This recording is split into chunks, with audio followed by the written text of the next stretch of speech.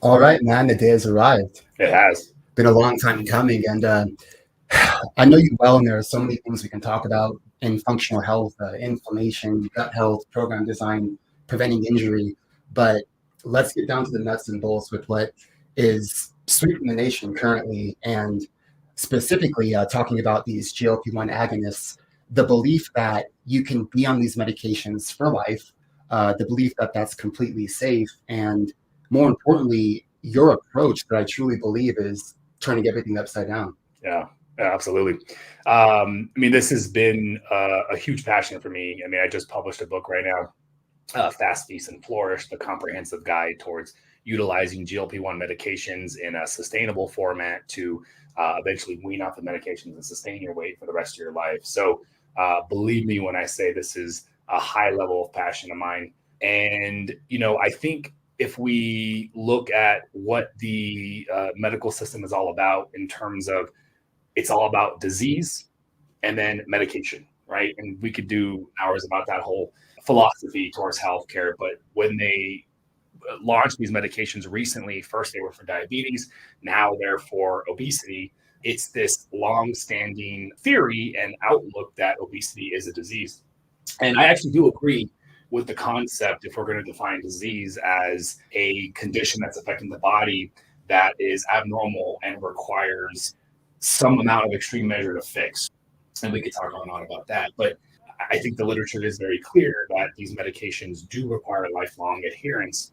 And so, what I've been so focused on with this book and what we've been doing in the clinic for the past, we've been doing it sustainable weight loss for 10 years now. But these medications for the last 3 years, what we've been able to do is do it in a format that has, and we're very successful at being able to address the underlying issues that are the mechanisms behind obesity. And then that way, when we get them to their weight loss goal, Mhm. they're set up for success to be able to wean off the meds and sustain their weight. So that is my passion. That's what we've been doing. And yeah, it does sort of, it's a paradigm shift, and it goes against what I think most people even think is possible right now. Yeah, paradigm shift is a good way to put it. I really think we live in a world today where there's so much emphasis on sick care, right? When your A1C is at this point, we'll go ahead and treat you. When your lipid panel is at this level, we'll go ahead and give you statins. But I don't hear many conversations in and around the medical community about how you can prevent and how you can just maintain your health without allowing yourself to get to those points where you do need to be treated. And that's what I really love about what you have to offer. But tell me more about this book. Tell me about flow, Yeah. fasting like our ancestors. How did that really come to you? Yeah. So the book is a comprehensive guide towards sustainable weight loss, both with and without the medications. The focal point of it is through the medications because, like we've said, they are sweeping the nation. And we could do separate podcasts just about the medications. But I do think that we're going to, 10 years from now, see these medications be the primary treatment for a lot more than just diabetes and obesity, which is already a huge market. I think Alzheimer's and neurodegeneration is next. So taking a step back, what we do, what I created is this protocol called the Flow Protocol. Mm-hmm. So, we came up with this name, FLOA, fasting like our ancestors. It really was a ancestral wisdom approach towards fasting. And in the world of fasting right now, we are missing structure in prolonged fasting. Mm-hmm. So intermittent fasting, which is essentially your daily approach, taking your eating window during a singular day and narrowing it. That's intermittent fasting, also known as time restricted. 10 years ago, even that was wild. But currently, I have a hard time finding doctors that would make an argument that sounds valid that that's not good for most people. I think we can agree. Intermittent fasting, but prolonged, that's where we start getting into the weeds, and that's where we start having a lot more questions. I think some people have concerns. Is it safe? They have a leg to stand on when it comes to the safety question because it is more extreme. My immediate answer is, how could you even question its safety when you think about ancestral times and how for millions of years humans had to do this? But this protocol would create structure where structure was missing in the world of prolonged fasting. And I think it is the integral piece of what we do with our patients. Because remember, if we want to be able to maintain the weight at the end, we have to be able to address three key components, which is inflammation, insulin resistance, and metabolic flexibility. And so in order to do that, there's a lot of things that we do, but the flow protocol is the centerpiece. That is the most important thing that we do. That's probably 60 to 80% of our results come from that. And then everything else we do sort of adds to that, creates this end product. But the drugs, the medications, and the peptides, AOD 9604, are the science-backed methods that allow people who would not be able to successfully start the flow protocol actually be able to start it because of those mechanisms that are driving their obesity. So in a nutshell, it's a tool for sustainable weight loss. Okay, and I do want to talk about that because you mentioned this being a vehicle on the path towards metabolic flexibility, and that's what I think people are going to want to know. But before that, you mentioned intermittent fasting. Now, this is something that a lot of people are very familiar with. I think it was circa 2010. It was, I think, John Berardi. He gained 100 pounds just to prove to everyone that he could lose it via intermittent fasting. And I think that's what catapulted a lot of the studies, the famous like NAFLD reversal study that came out. Yeah. But conversely, I talk to a lot of people that still hear intermittent fasting or hear timed eating and they think that it's bad for you, that it's borderline anorexic, right? That it can't really lead to anything good. And what do you have to say to the skeptics who still hold a negative regard towards intermittent fasting? Yeah, I mean, it blows my mind that that still exists. But I think there's some logic behind it, right? I think the most logical justification for having any sort of apprehension towards intermittent fasting would be an observation, either clinically or just self observation. Hey, when I skip meals, when I try to fast, I feel like crap. And that does happen to people. And if I was a doctor and I saw, hey, I told the patient to do A and they felt worse, I better not tell them to do A. Like, if I'm a primary care physician without much training in this space and they don't get much training in this space, like, I'm going to tell the patient to do what makes them feel the best. That's a general rule that most practitioners are going to adhere to. So I think this, and we're going to talk about why that is, but I think this is probably the main reason, in my opinion, as to both why person experiencing it and clinician who's managing the patient is watching this happen, that this apprehension exists. And so why is that, right? And I did a recent podcast talking about this as well, but we have two main energy systems in our body. We have our fat burning system and we have our carb burning system. And the body's primary fuel system does come from carbohydrates, but the body only has about 18 hours max of stored carbohydrates as glycogen, is what they call the complex glucose, both in liver and muscle. After 18 hours of not eating, you are forcing your body to tap into fat. But again, for most people who never fasted in their life, have never gone through that, especially since we've been told since 1977, that's a whole other thing as to why we were told that, but we've been told, we all grew up now, everybody alive now grew up thinking that snacking was important, 6 squares a day. And so we have this system that is there, which is a result of millions of years of evolution that kept us alive, this system of being able to eat a large amount of food, store the fuel, and then be able to run off of that because we didn't know when the next meal would happen. We have that machinery in, but we have an entire lifetime of never using it. So of course, I think of it like, imagine you buy this brand new chainsaw and you throw it in your garage for 20 years. It's never been used. When you pick it up, assuming it still works, it's going to be rusty as hell, and it's not going to work properly. You don't need to oil that. You're going to have to baby that in. It's the same way with your fat burning system. So if you've never used it, it's actually wild that more people don't feel worse off the get-go if you really think about it because they haven't used that system. So I find that is the main reason. And if you don't understand why it's happening, the natural mechanism is to, I need to avoid that, or that must be bad for me. Because that understanding of something doesn't feel good, avoid it, is a very powerful, important mechanism that we should not avoid. We should listen to ourselves and respect something doesn't feel good and it's probably bad. But this is an example of when that's not the case. And without understanding that, I think this is where the idea of intermittent fasting is bad for you or not good, or maybe it's only good for some people comes from. Okay. And going way back now, back to the gym days, we always heard that you should eat 6 small meals a day to quote unquote rev up your metabolism. There was the eat breakfast like a king, lunch like a prince, dinner like a peasant. Don't eat late at night because you're going to go into conservation mode or you're going to go into hibernation mode. And that has, to an extent, stood the test of time. You still have people that are trying to lose weight and they're eating 6-7 times a day. And what do you say to those people? Let me rephrase that. How can you verbalize what you're trying to say to these people who don't have the educational resources that you do to make it understandable for them on why they should at least entertain this whole fasting approach? Yeah, great question. I think that a general taking a step back when it comes to weight loss, we don't want to overcomplicate it.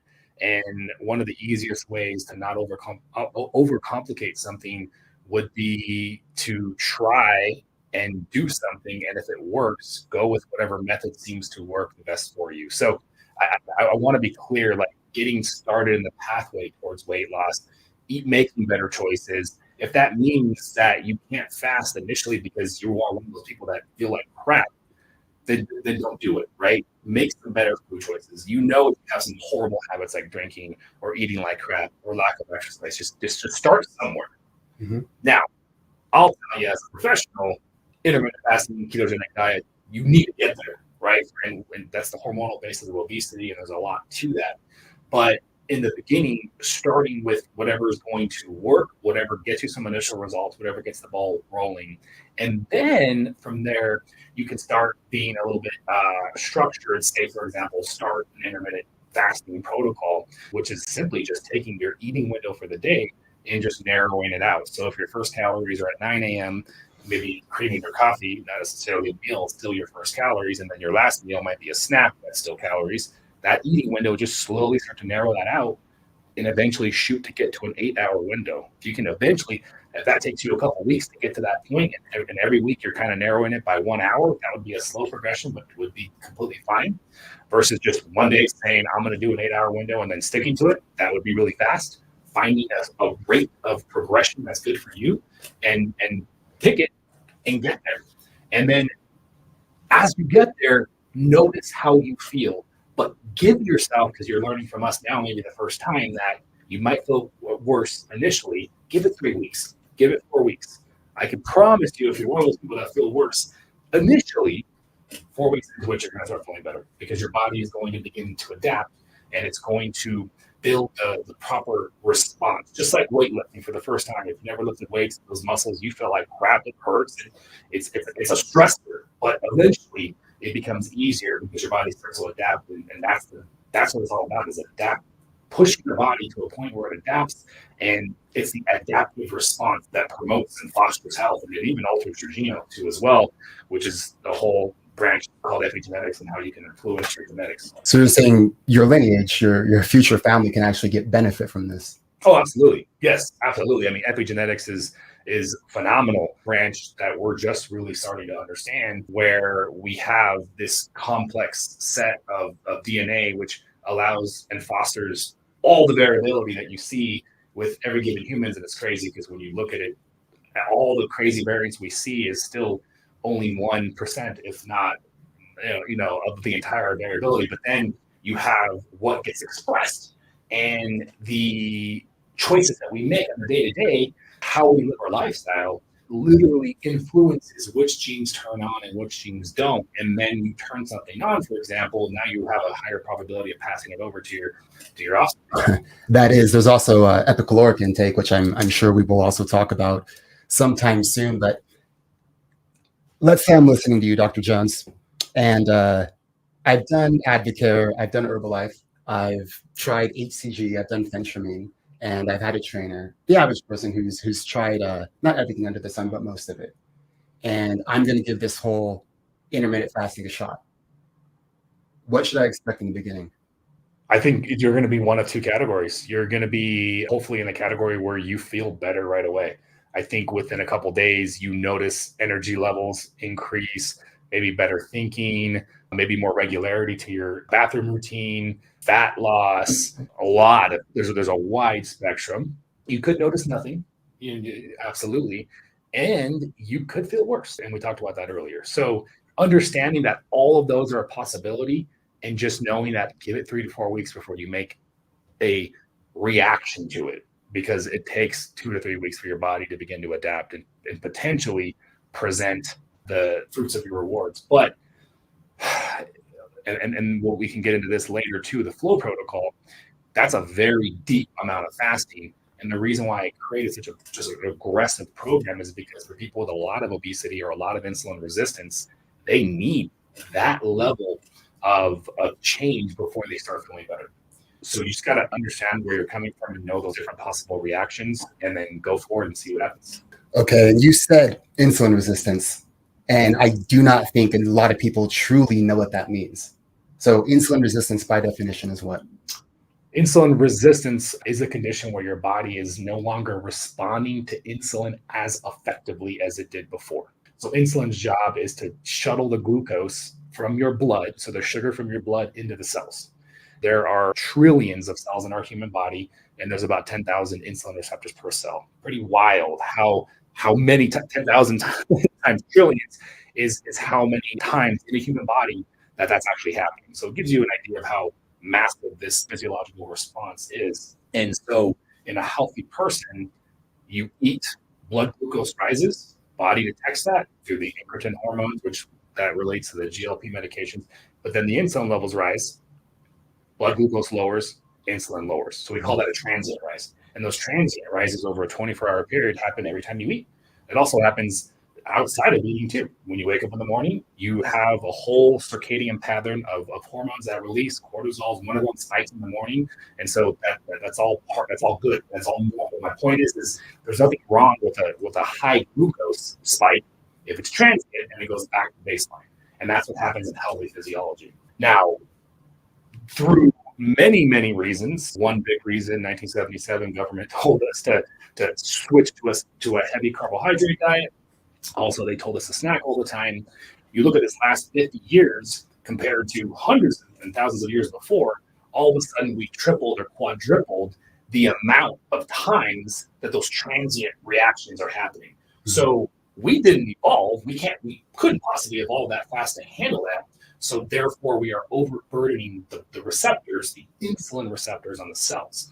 They are wearing out. They are becoming burnt out. Now, if the receptor's job is to take the insulin so that we can have that response happen, which is get that glucose back to baseline, the body has to respond to that. Because if your blood sugar were to get out of control high, it could kill you on the spot. So blood glucose too high equals immediate death. So we do need all these medications. We do need all of these drastic measures for rapid glucose lowering ability to keep you alive. The only thing the body can do in reaction to the insulin receptors no longer doing their job as well is create more insulin. Okay, so it creates more insulin to get the job done. But if it was the excess insulin to begin with that created the problem of wearing it out, and now you are creating more insulin to get the job done, and it does initially, you are creating more resistance. And so you have this hamster wheel that's rolling, and it's rolling in the wrong direction because your body's only reaction to its only ability solution is creating more and more insulin. That is what insulin resistance is. It's a horrible mechanism. And so I want to relate this to diabetes because this is so important, because both diabetes and obesity come from insulin resistance. And we definitely should talk about that at some point.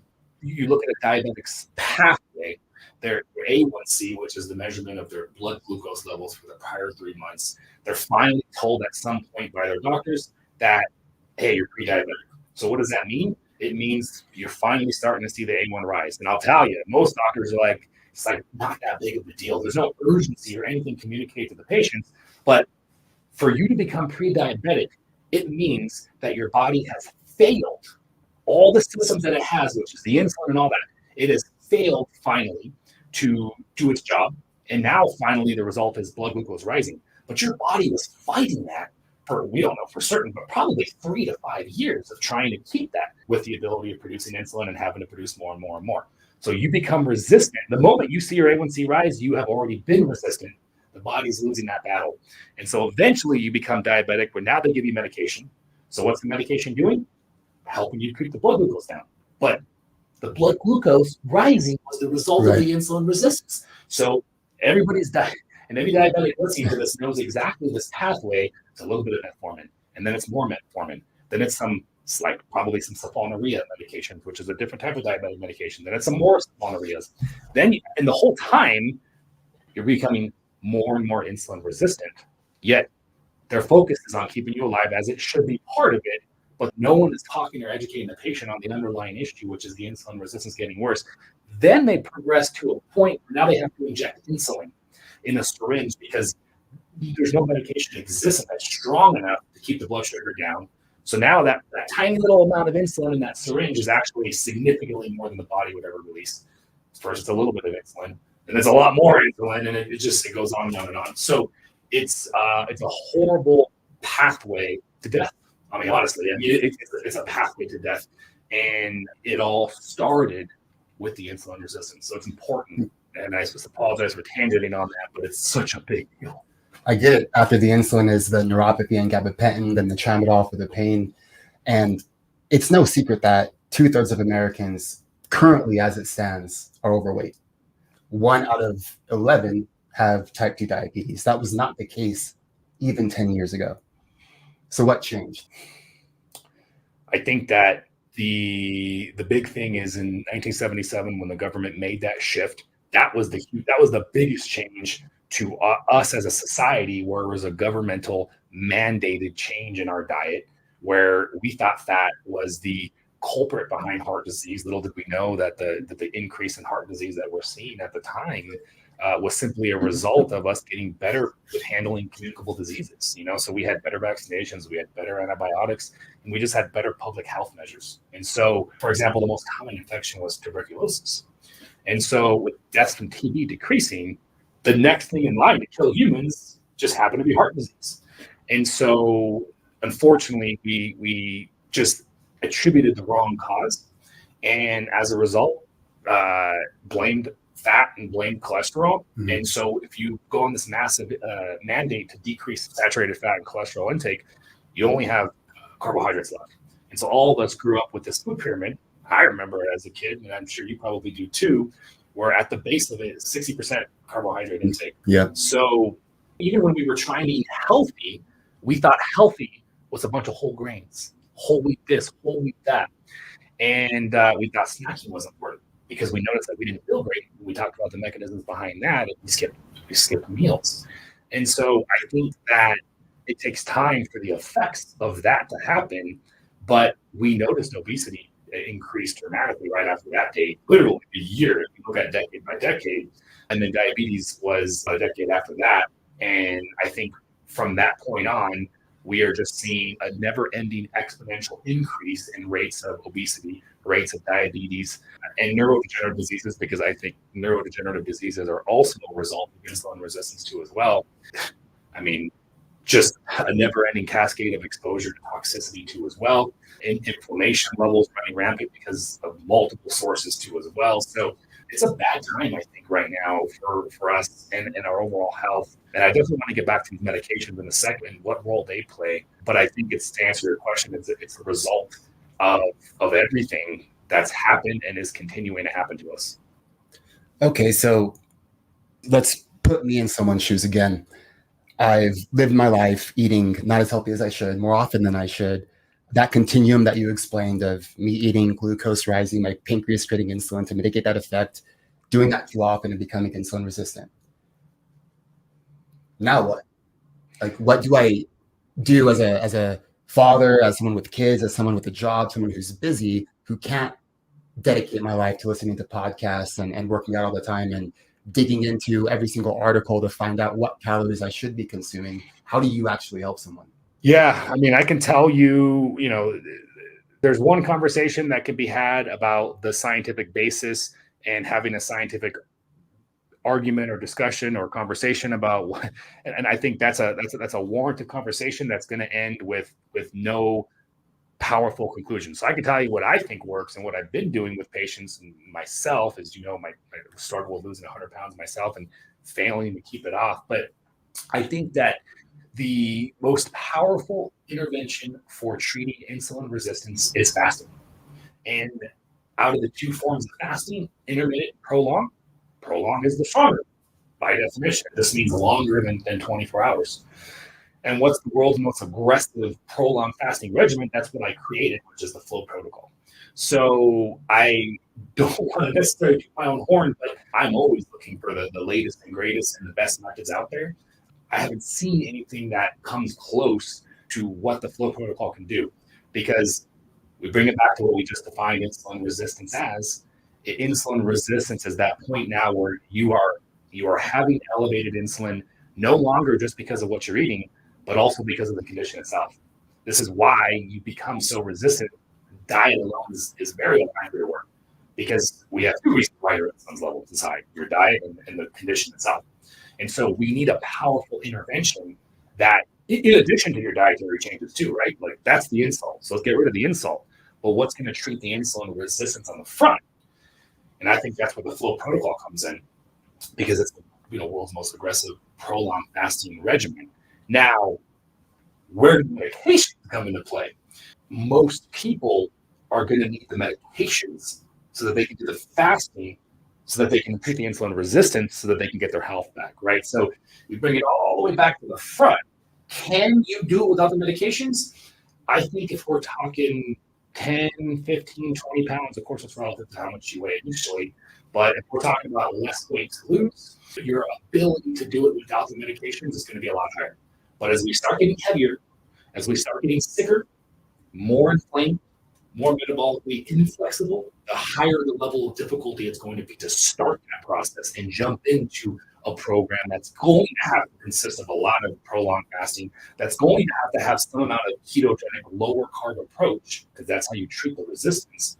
And I think to a point where I think there's a threshold for each individual to where they can no longer do it on their own, unless you have a David Goggins-like mindset, which, if you guys don't know who David Goggins is, I mean, he's probably known, he probably is, I think he is known as the toughest mind alive, Bad effort. He's a bad mother effer, right? And I love to use him as a model to just remind me of what we're all capable of. Mm-hmm. But with that being said, if I had a program that only centered around mindset, I don't think it would be that effective, because most of us don't have his mindset. And most of us have our own lives and our own levels of stress in front of us, in addition to our own unique bodies that are all coming from an initial starting point of how insulin resistant and inflamed they are. So I think that if you can get your hands on these medications, whether you are getting them covered by your insurance through your primary care physician because you're diabetic or you're obese, or working with a clinic like ours and getting them prescribed by a practitioner outside of insurance, so more of a weight loss approach. Hopefully you're not getting them from an online research company, but I get it for somebody who that's all they can get, whether it be financial or whether it be they just happen to be in an area that's the only access they have. I don't know that, but I respect you taking control for your own health. Whatever you're doing, getting your hand on the medications, if you are unable to do the lifestyle on your own, I think is a understandable, and at this point it's a requirement, I think, because of the level. I mean, look at the levels of obesity and look at the levels of diabetes and insulin resistance. We're failing. It's getting worse really fast. And I think that's why these medications are becoming so popular, because we have never seen anything that has this level of safety and this level of power of appetite suppression, which is that initial roadblock that people struggle with. The appetite. Okay. I truly believe that as human beings on this planet, we are meant to inspire others, and not necessarily through just our triumphs, but our struggles. People just tend to relate to your struggles a lot more because we all have them, and it's rare that we actually talk about our weaknesses. And one thing I've seen countless times from patients who have been fasting is the improvement in their labs. And as you know, I've used fasting to cause transformative, life-changing effects in my own personal labs. And not just from a health perspective, that's not even from just a weight loss perspective. And so one thing that I'm keen on is understanding that this is as much about longevity and health and just feeling great every single day as it is about just being healthier, looking better, and being lighter. That being said, we know the problem now. It's the insulin resistance. We know the goal. It's the metabolic flexibility. And we know the tool. That's the GLP-1s. Now, what is the difference between semaglutide, Mounjaro, tirzepatide, Ozempic? Yeah. What's going on with all this stuff here? Yeah, so we have semaglutide, which is the active ingredient of the first GLP-1 that went wild, Ozempic. I think a lot of social media influence, I think the Kardashians and a lot of celebrities use them and endorse them on social media. So we have GLP-1s that have been around for 15, 20 years. But semaglutide was the first long-acting weekly injection version. So I like to kind of summarize it as it was just like exponentially stronger than all the other versions. That's kind of the easiest way to think about it. It was FDA approved in 2017 for diabetes, and they call that Ozempic. And people were using it severely off-label for weight management, for weight issues. Then finally, in 2019, the FDA approved semaglutide for obesity management, and they called that Wegovy. So all three of those are referring to semaglutide. It's just one is the pharmaceutical version. These were all made by Novo Nordisk, the pharmaceutical company. Diabetes, Ozempic, and Wegovy is for obesity. Mm-hmm. Then we have another medication. This is called tirzepatide. So semaglutide is a single agonist, meaning we have one set of receptors of these incretin hormone systems that it affects. What's unique about tirzepatide is they call it a dual agonist. So in addition to the GLP receptors, it also works on what are called the GIP receptors, which without getting too far into it, there's a lot of crossover between what those receptors do, some extra, but they're different. And so we're targeting more receptors is kind of how I like to look at it. And the literature is very clear with tirzepatide being better in basically every category and even lower on the side effect profile. And that one so far was approved for diabetes, and they called that one Mounjaro. And literally a couple days ago, last week, tirzepatide was approved for obesity, and they're calling that Zepbound. Don't ask me about the name. I think that name is really silly, Zepbound, but it's approved. It's not even available yet. But this is a game changer because using both clinically with patients and for the record, I have medical practitioners in my clinic, and that's what's really cool about our clinic, Colorado Medical Solutions, is we take a dual approach. Mm-hmm. And so my medical practitioners get to focus on what they do best, which is the medical history, the evaluation, the prescription, and they get to make sure that all that's in order. And then I get to focus on my passion, which is the holistic coaching and the sustainable formats. And so we've used both. And I can tell you that tirzepatide is just significantly more powerful. It really handles that food chatter in a way that's undescribable. It just makes it 80% easier. It's an arbitrary number, but having personally used it and having spoke to so many patients, like just imagine whatever barrier you have to start a diet, whatever barrier you have to make better lifestyle choices, and just imagine that barrier being 3/4 removed. I mean, that's probably, I've never actually summarized it that way, but I think that's a really nice way to say it. Just take that barrier and cut it in half, or even cut it in 75%. That's what tirzepatide does. I started intermittent fasting years ago. It was hard just to do a 16/8. I now do most days OMAD, 1 meal a day, or at least a small window, 7 to 8, something like that. And it was torturous almost to get there. My body fought me every step of the way. I mean, now I feel great. I wake up in the morning. I was never a morning person. My mental clarity is through the roof. My mood is higher than it's ever been. But I literally went through months where I really asked myself if it was impossible to get myself to a point that I'm at now. And seeing tirzepatide or really a lot of these GLP-1s, removing all of those hurdles is insane. And tell me more about that. Tell me how it gets rid of all those would-be roadblocks and actually getting to the Vodka Festival. Yeah, so these medications literally act on the direct pathways that are responsible for your motivation to eat and your physical hunger. It acts on both. Looking at the physical side of it, in your GI tract, you have receptors. And when those receptors get stimulated by the passing of food, that's your more of a mechanoreceptor and feelings of fullness. And so you have a slowdown of the GI transit. So therefore you have more of a mechanical receptors being stimulated. So you feel full for longer and you feel full faster. And does it affect your leptin? Doesn't affect leptin directly as far as what our understanding is at this point. But our understanding of leptin isn't high either. So it's tough to answer that question. but it definitely is acting on your insulin receptors, hands down, because it'll literally cause your pancreas to produce more insulin and improve insulin sensitivity. It makes your body more sensitive to insulin, which is essentially healing insulin resistance.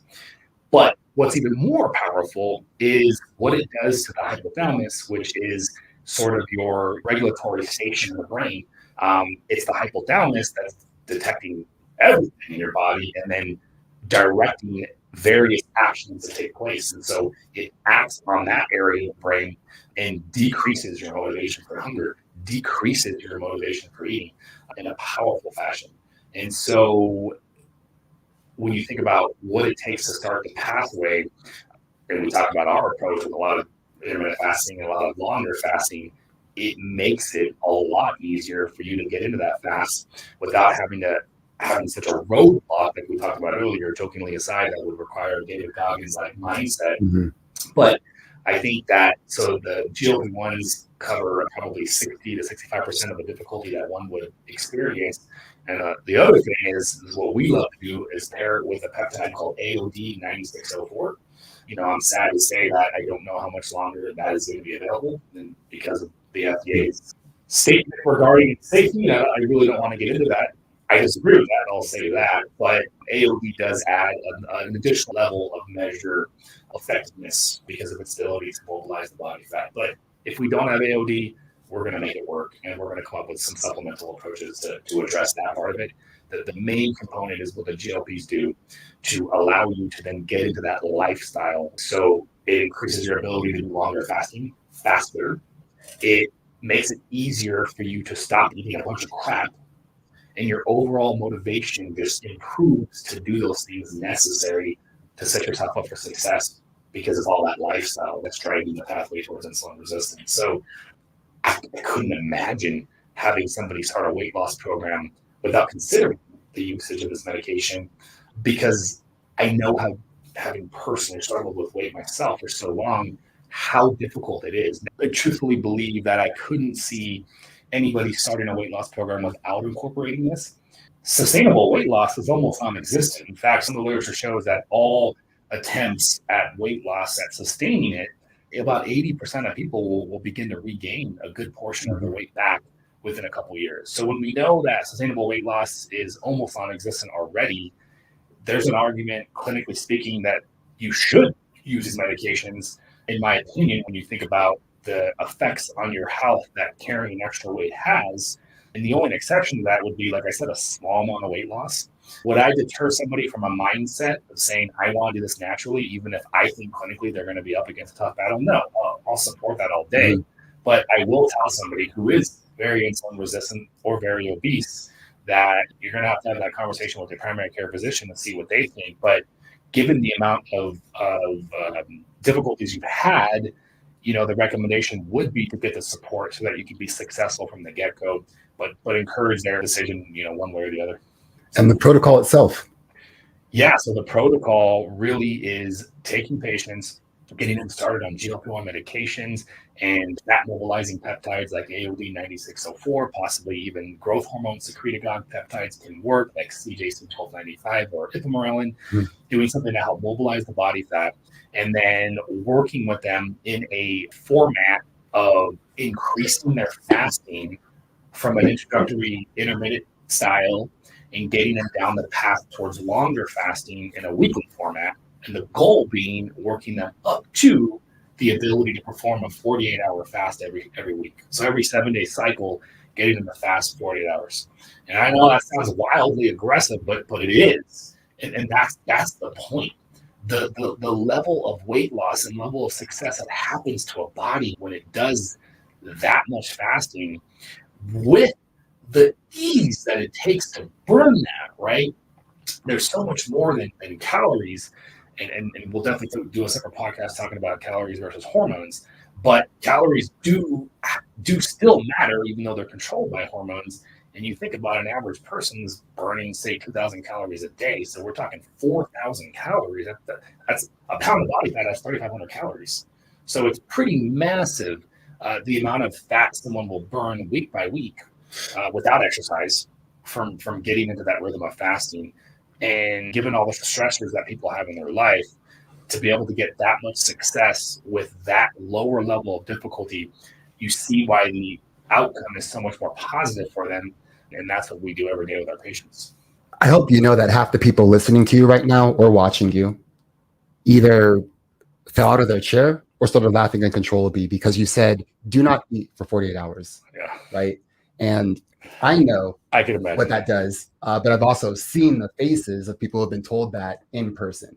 And again, it sounds insane to a lot of people. The idea that you're not going to consume food for 2 days. First of all, is that dangerous? Second of all, how is that actually going to help you? Explain that to me. Yeah. So if your definition of is it dangerous comes from a conversation regarding literature, that's a tough conversation to have because we don't have enough literature. A lot of things that we do in medicine, we don't have enough literature to say it's very safe. That's the reality of it. That's the goal. But many times we had therapies that we didn't, but we had to. COVID vaccine being one of them, and I'm going to stay away from that. But when it comes to fasting, we do have various levels of research. For example, there was a clinical observational study of an individual fasted for an entire year. He was about 250 pounds overweight and started his fast, and they gave him water, electrolytes, and some vitamins. And the dude fasted for a year, lost all of his weight, and reversed all of his health issues. And at the end of it was very healthy because he was monitored, medically, and he kept his weight loss for the rest of his life. So the fact that we didn't pick that and do any other research with it, it's a horrible shame. But there's not just that. There's plenty of other sort of random researches, and I say random in terms of lengths, and they're looking at various things. So there's absolutely, in my opinion, a strong need, and I hope one day that the stuff that we're doing with patients can be part of that. But we absolutely need more research. With that being said, this is what I call the ancestral wisdom. Human beings have what experts say 3 million years to our earliest primitive humans. And we've only had constant food supply from the agricultural revolution 10,000 years. And so 10,000 out of 3 million is pretty small. And so for the rest of that 3 million years, we had a very inconsistent supply of food. And so using the analogy of a bear, which is a more very extreme version, but that's what bears do, is they consume a large volume of food, store that energy, and run off of that during hibernation. So we needed something similar to that in order to survive. And so thanks to evolution, everybody alive today is a result of the strategic changes in the physiology that happened through evolution in reaction to an environment that produced inconsistent supplies of food. So the only humans that survived were the ones that were able to eat large amounts, store it, and effectively run off of it. Okay? That's for 3 million years minus 10,000. That alone tells us that we are built, in my opinion, built to be doing that. And then 10,000 years, of that 10,000 years, the majority of that was healthy food. It was healthy food. We didn't start getting crappy food until very, very recently when we look at the percentage relative to 3 million years. So it's important to understand that is where human bodies, in my opinion, thrive, is when they are in an environment that simply is mimicking what our genetics came from, right? And so that's, again, we need the research to confirm that. But I learned from myself that the more long rounds of fasting I did, the easier it was to maintain my weight. And then when I became a functional doctor of chiropractic, I started working with patients, and it wasn't just weight loss and metabolic health issues, but it was autoimmune diseases. It was all sorts, a lot of GI and a lot of autoimmune. And so even Hashimoto's, for example, all sorts of cases of IBS. And, with functional medicine, the general concept is supporting the body's underlying physiology, correcting lifestyle imbalances, and putting them on a path towards optimal functional health. But I would incorporate a lot of fasting, even for people that were at a healthy weight already. Just told them to eat more when they weren't fasting. And hence my book titled Fast, Feast, and Flourish. I would just make them eat more if they didn't have weight loss. And I noticed for the patients that could adhere to it, because I didn't have medications to help them in the beginning. So there was a bit of a mindset there. but I noticed a marked improvement in health at a faster rate with the patients that would do more fasting in their program versus the ones that didn't. And so seeing that, knowing my personal experience, I mean, I am emphatically convinced that this is the answer for optimal metabolic health. And yeah, I mean, that's pretty much where all that came from. So I think I tangented there a little bit from your question. So bringing it back, so that's my understanding of where prolonged fasting comes from, why I think it's necessary to fix it. So let's go back to your question. Okay. Back to the viewers right now. They're looking at you saying, he has absolutely no reality for my challenges or my struggles, right? You're at, I'm guessing 10, 12% body fat, right? You look like you're in pretty good shape. Give your story of your past challenges, your struggles, what led you to this point, really, and what got you here, because right now, I think that's what people really need to hear. Yeah. So I lived it, I hit 300 pounds as a 16-year-old.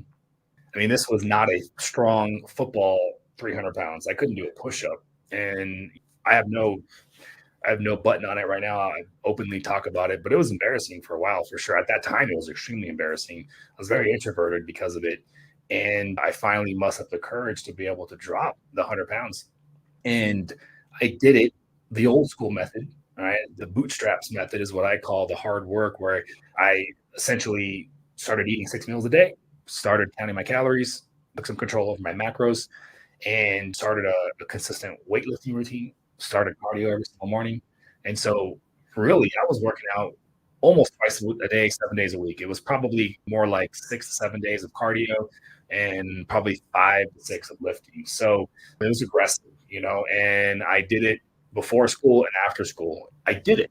It took a massive amount of my effort, because I like to think of people having effort or attention units, and we can just arbitrarily say that you have 100 attention units, marbles to play with per day. You can only focus on so many things per day. I think most people would agree with that. And certain situations come up in the middle of the day that take more of your attention. A program like that takes a lot of your attention constantly. And so I think this is why, not just me, but why millions, if not billions of people fail in that approach, that calorie counting, that eat less, move more approach, because the amount of effort it takes is unsustainable. Not to mention, if we get into the hormonal basis, there's some faculties in the body fighting that, resisting that. But I struggled for 10 years. I would lose weight, I would regain it, I would lose it. And it seemed like every January, every February, it was like, oh man, put on about 40 pounds. I'm thinking about summertime. I'm very young. I feel insecure about taking my shirt off. And so let's get serious again for the next 3 to 4 months. And I would get serious for 3 to 4 months, drop the weight, feel good about summer, end of summer, fall off the bandwagon, gain the weight. And it was just this vicious cycle. And I came across intermittent fasting.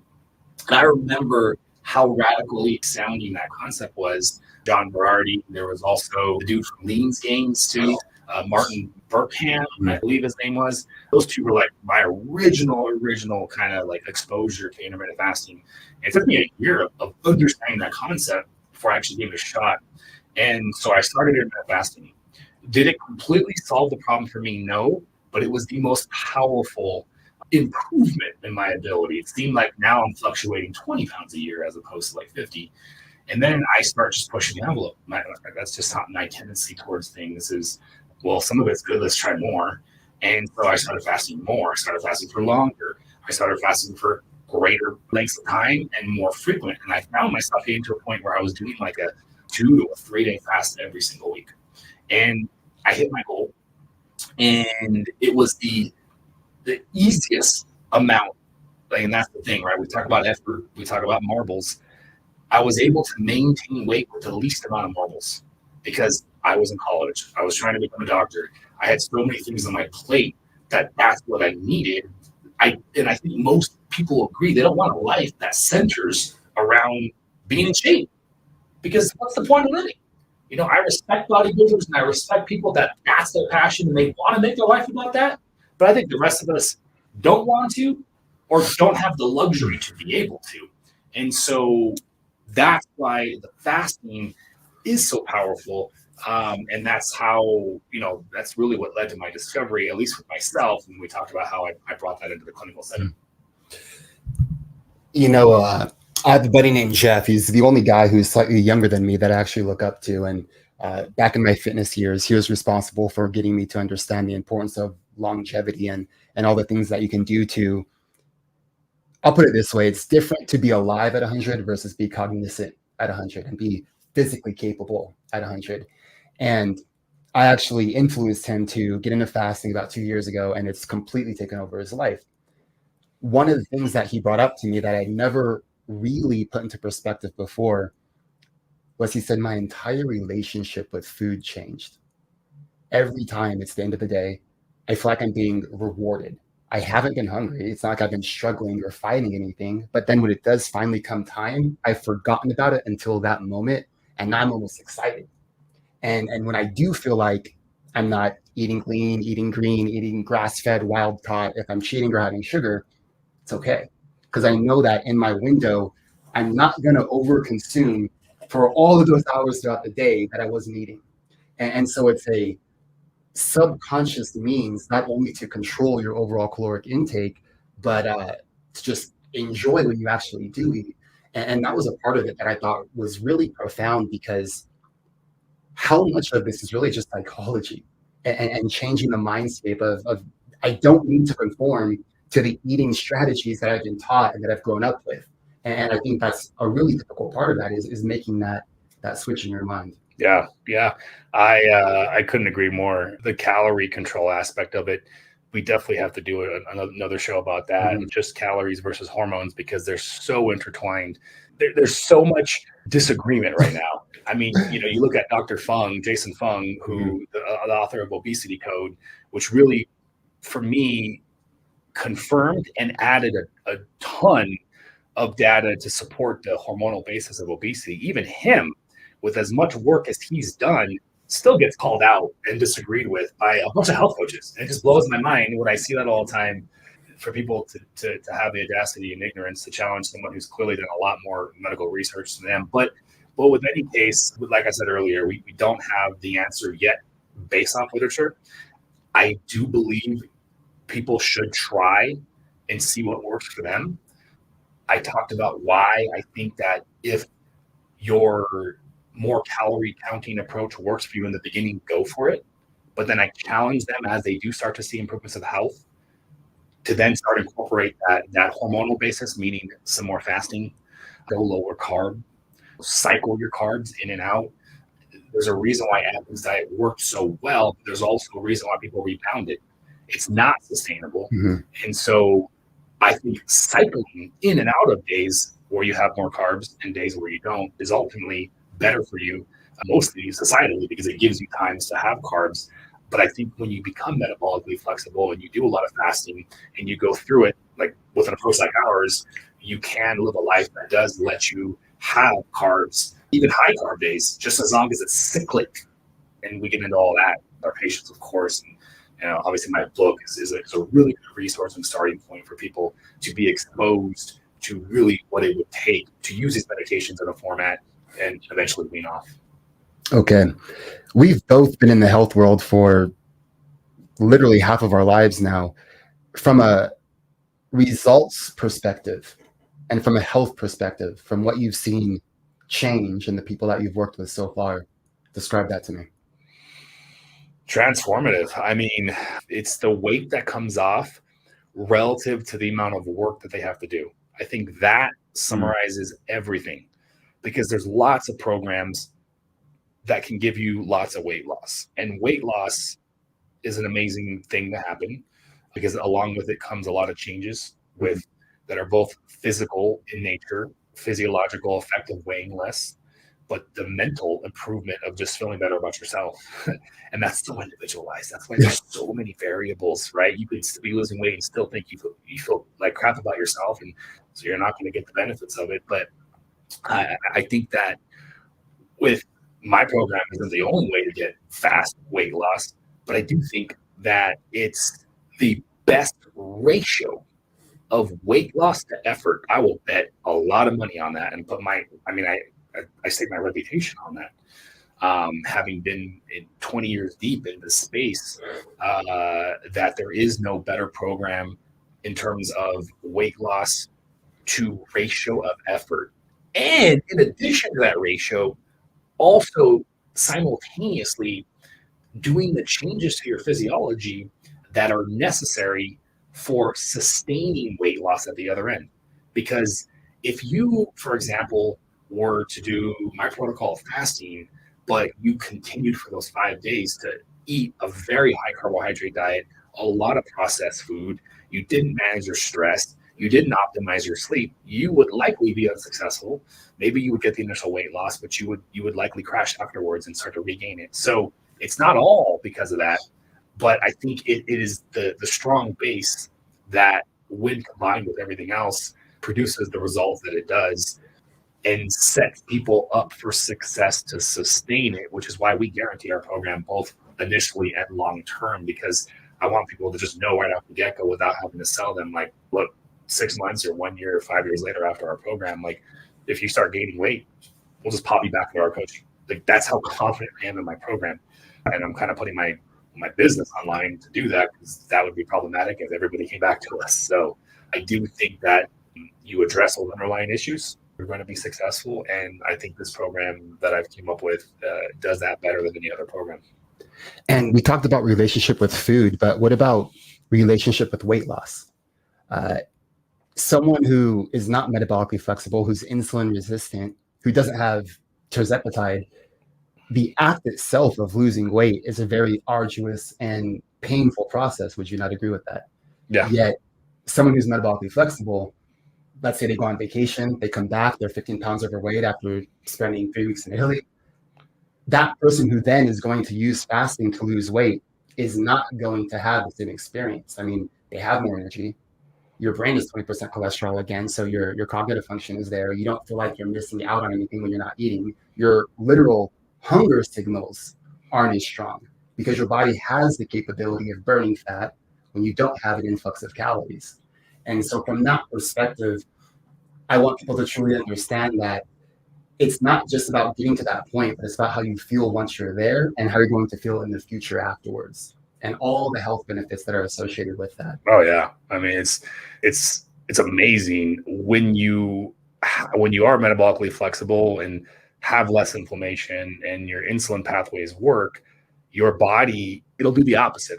Everybody in this I won't go too much into it because this gets into the calories versus hormonal basis, but a theory of obesity.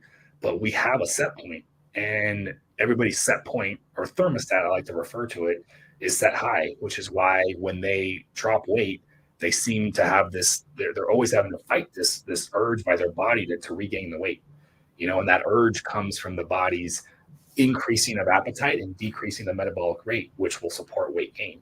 But what's truly amazing that I've just watched and observed and heard over and over and over, that, from patients that complete our program, that when you address those key points that we talked about, inflammation, insulin resistance, and metabolic flexibility, it's like that the best analogy is like the thermostat is being lowered. So now the body is trying to maintain the lower weight, not the higher weight. Meaning, if it's trying to maintain the lower weight, it's not going to do those same things like decreasing your metabolism. It's not going to do those same things like increasing your hunger to get you to regain the weight. In fact, the thermostat actually works the other way around. And I'll give you an example. You look at a person who is on the pathway towards obesity, and you look at the calories of how much they are eating, and you calculate the surplus. I have these conversations when I have these battles all the time with other healthcare professionals that are in the school of thought of it's all about calories. How do you explain the fact that somebody by numbers alone should be gaining 20 pounds a year and they're only gaining 5? Because the thermostat works the other way too as well. And the body's trying to fight the weight gain by trying to decrease their hunger, and that's losing the battle, obviously, but increasing their internal metabolic rate. When you look at obese people, you actually see faster metabolisms, not slower, because the body's trying to maintain that set point. And that's one of the small arguments among many as to why I'm such a big believer of a hormonal basis of obesity. Yeah. So with everyone now having heard all this information, I know that your purpose is to help as many people as possible, whether or not they work with you. So what types of advice could you give to people listening in on first steps to get into this whole fasting thing? Yeah, I think just taking a deep breath, and because it's easy to get overwhelmed with the amount of information out there, grasp onto something that makes sense to you and just go execute, get it done. Like just go do it. I think that that's the most important thing. And then building on that week by week is the most important thing. For the overthinkers and the very critical people out there who require a higher level of structure before they can feel good about starting, okay, fine. Then find a higher level of structure. Mm-hmm. But whether you need one thing to implement or whether you need 10 things to implement, figure out the amount of change that feels good to you and go do it and go execute and then go from there. There are plenty of resources out there. And with us personally, because I'm on such a passion right now, on such a mission to help 1 million people battle obesity right now without lifelong dependence on these medications. I started a free Facebook group too as well that you can find. We'll link to that on the show notes as well. All of our resources that we talk about, guys. But we have a free Facebook group. So I don't care if you can't afford any amount of investment. I truthfully hope that people take advantage of that resource. And let's say they're getting the medications prescribed to them, and then I'll help provide as much help as I can to support them on the lifestyle. Then you have another resource that we offer is very affordable. It's an online course with like a $10 a month sort of subscription base, where you get access to a course that I've created that's module by module. So the book is of course a good starting point, but then you have module series to be able to help you, and that also does more personalized weekly coaching. And then, of course, you have actual coaching programs. You can work with us or clinics like us that are going to help guide you and support you and coach you and design it and customize it. Like anything in life, there's multiple levels of tiers. And I don't care what you do. You just got to start somewhere that makes sense, build on from there, and don't be afraid of failure, and don't get perturbed and disturbed when you do fail. And just build on that, and be honest with yourself when you need help. Your health is the most important thing you have. And it's really easy to take it for granted, and it becomes a bigger problem the longer that you wait. Don't wait to become obese. Don't wait to become 50 pounds overweight. If you're 20 pounds overweight right now, you probably feel the same to a certain extent. But why wait till it gets worse? Like, it's so much easier to handle it when you're not as overweight. Like we talked about earlier, the pathway to insulin resistance, it is a perpetuating system. And so the deeper the hole goes, so to speak, the rabbit hole goes, the harder it is to come out. And so, but if you are at the depths of it right now, 200 pounds overweight, very insulin resistant, then get the level of help you need and take action, because it's very possible. And I think almost everybody can do this. I really do. On an ending note, as someone who's done this my entire adult life, I can emphatically tell you I've never seen a success rate so high for weight loss in my entire life. Not just for the rate and ease of success, but for lack of rebound posts that I've seen as well. And it really just takes a little bit of experience, a little bit of getting to know it. But for those who I've seen kind of dip their toe in, no one's regretted it. So thank you for everything that you've done. Absolutely. No, thank you for taking the time and asking the questions that I think people probably appreciate understanding. And I look forward to more episodes where we continue to dive into all the different aspects of optimal health. So I have about 50 different topics in my head right now, so that's definitely going to come up. All right. Look forward to it, man. Perfect. All right.